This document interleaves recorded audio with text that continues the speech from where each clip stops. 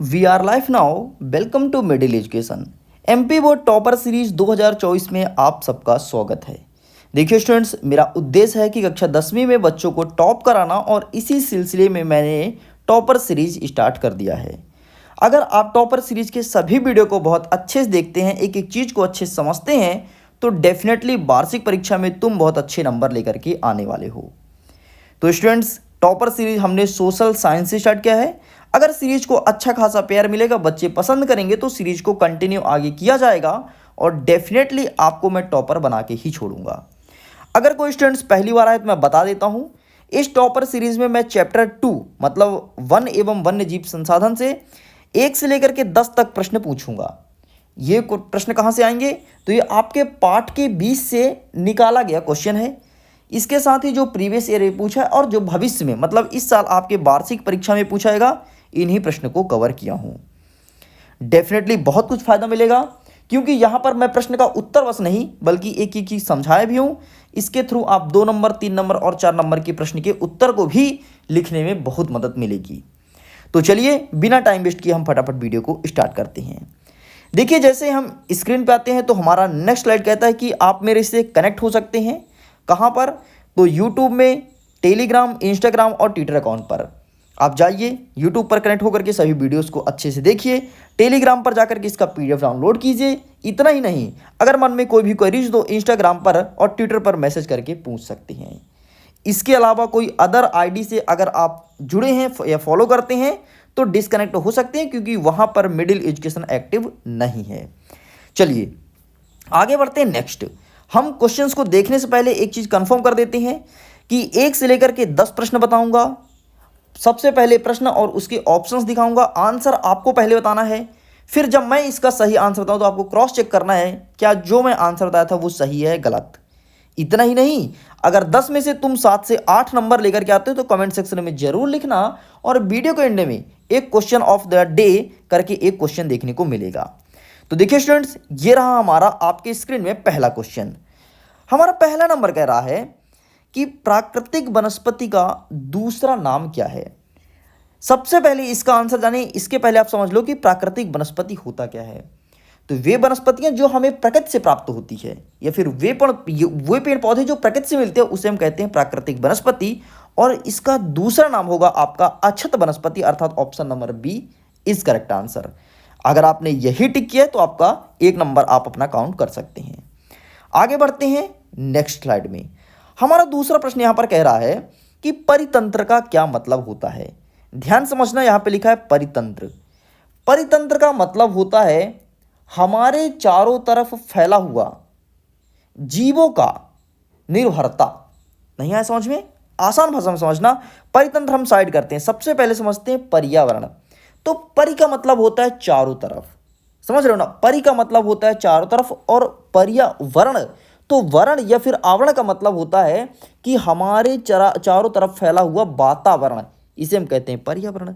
या फिर चारों तरफ फैला हुआ परिवेश, या फिर चारों तरफ फैला हुआ पेड़ पौधे, फूल पत्ती, इसी को हम पर्यावरण कहते हैं। तो उसी से मिलता जुलता शब्द है ये परितंत्र। और परितंत्र का मतलब होता है कि हमारे चारों तरफ फैला हुआ पेड़ पौधे और जीव जंतु का आपस में निर्भरता। तो इसका सही आंसर हो जाएगा आपका ऑप्शन नंबर बी, भौतिक पर्यावरण में एक दूसरे पर निर्भर जीवन, इसी को हम परितंत्र कहते हैं। आगे बढ़ते हैं नेक्स्ट क्वेश्चन की तरफ। हमारा थर्ड नंबर कहता है कि भारत में कितने प्राणी जाति हैं, मतलब लगभग कितने प्रकार के जीव जंतु हमारे हिंदुस्तान में पाए जाते हैं। आपके सामने ऑप्शन है 500, 1000, 10,000 या फिर 81,000।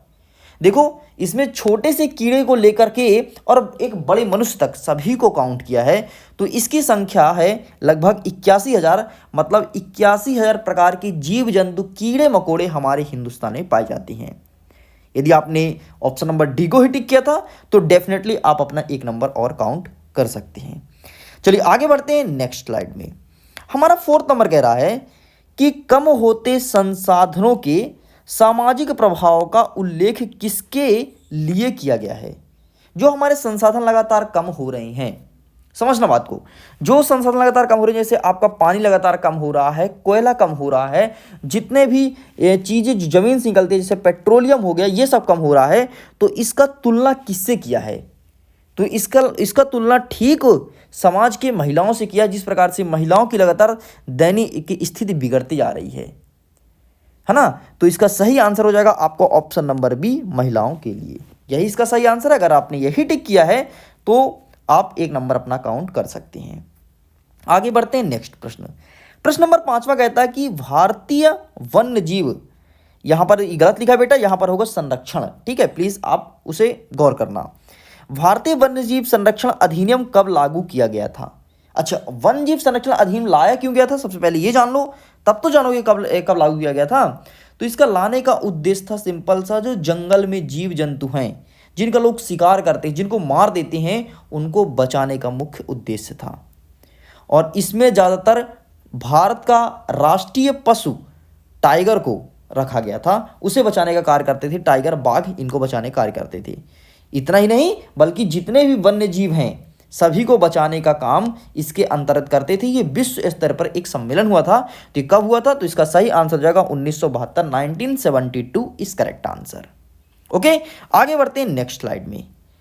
नेक्स्ट हमारा कह रहा है 6वां नंबर, आपकी स्क्रीन में क्वेश्चन मेंशन है, देख सकते हैं। भारतीय वन्यजीव संरक्षण अधिनियम 1972 का मुख्य उद्देश्य क्या था? अब देखो, वन्यजीव संरक्षण अधिनियम क्यों लाया गया था, ये चीज मैं बता दिया था। उसी से कोरिलेटिव प्रश्न है कि इसका मुख्य उद्देश्य क्या है, मतलब सेम चीज पूछा जो मैं पहले स्लाइड में समझा दिया हूं। हमारे ऑप्शंस क्या कहते हैं? वन्यजीव के व्यापार को बढ़ावा देना। सेकंड नंबर, बची हुई संकटग्रस्त प्रजातियों के शिकार को बढ़ाना, मतलब जो अभी बचे हुए जीव जंतु उनको शिकार और करो, क्या इसके लिए बनाया गया था। नेक्स्ट थर्ड नंबर, संरक्षित प्रजातियों की सूची तैयार करना, मतलब जिनको जिनको बचाना उनकी सूची बना करके रख लो। या फिर वन्य जीव के आवास को कानूनी सुरक्षा प्रदान करना। तो इसका सही आंसर होगा आपका ऑप्शन नंबर डी, वन्य जीव के आवास को कानूनी सुरक्षा प्रदान करना इज करेक्ट आंसर।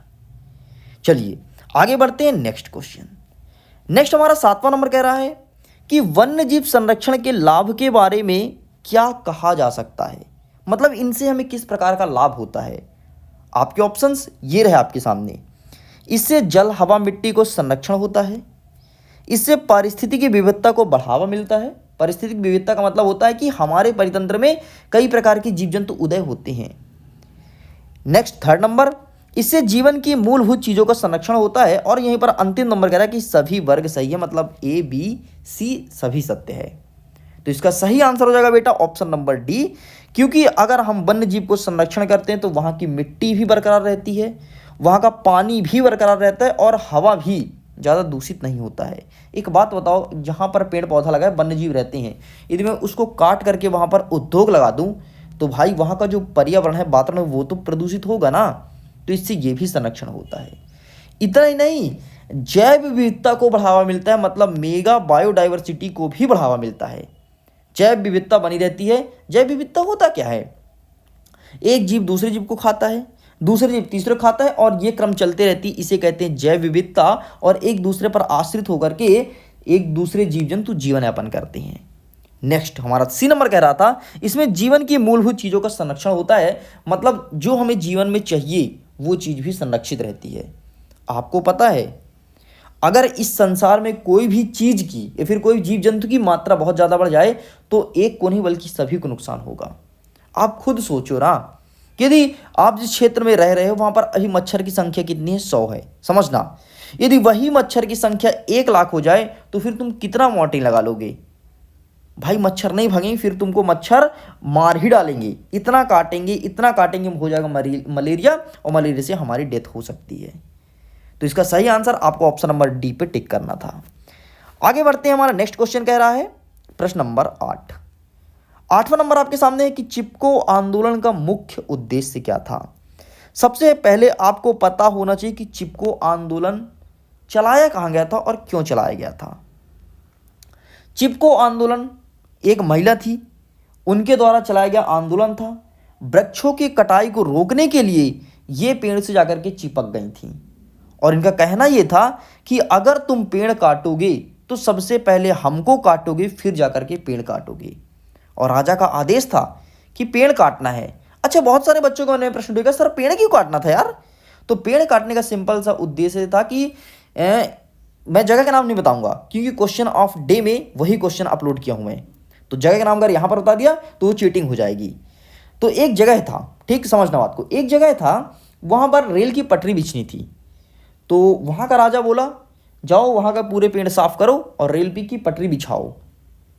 इसीलिए लोग बाग आए पेड़ काटने। तो इस गांव के लोग एकत्रित होकर के और एकजुट हो गए और बोले कि पेड़ नहीं काटोगे। तो बोले नहीं, राजा जी का आदेश है। राजा जी का आदेश कैसे नहीं मानेंगे भाई, पेड़ तो काटना पड़ेगा। तो बोले अच्छा ठीक है। पूरे गांव के लोग पेड़ से चिपक गए और बोले सबसे पहले हमें काटोगे फिर जाकर के पेड़ काटोगे। और बाकी राजा के जो सैनिक थे वो बहुत सारे इंसानों काटे थे, लगभग 1000 ज़्यादा इंसानों को पहले काटे फिर जाकर के पेड़ काटे। फिर राजा को पता चला कि अरे बाप रे, इस गांव में तो ऐसा हो रहा है, लोगों को पेड़ चिपके हैं। तो फिर राजा ने उसको रुकवाया था कि थम जाओ भैया, इतना मत काटो नहीं तो हम नहीं बचेंगे कहीं के। ठीक, तो इसका सही आंसर क्या होगा? ऑप्शंस देखो, जल संरक्षण नहीं होगा। नेक्स्ट, वृक्षों की कटाई के खिलाफ विरोध, बिल्कुल सत्य है। वृक्षों के कटाई के खिलाफ ही चलाया गया था चिपको आंदोलन। इसके प्रणेता सुंदरलाल बहुगुणा थे। नेक्स्ट क्वेश्चन हमारा कह रहा है 9वां नंबर, प्रोजेक्ट टाइगर किसके लिए शुरू किया गया है?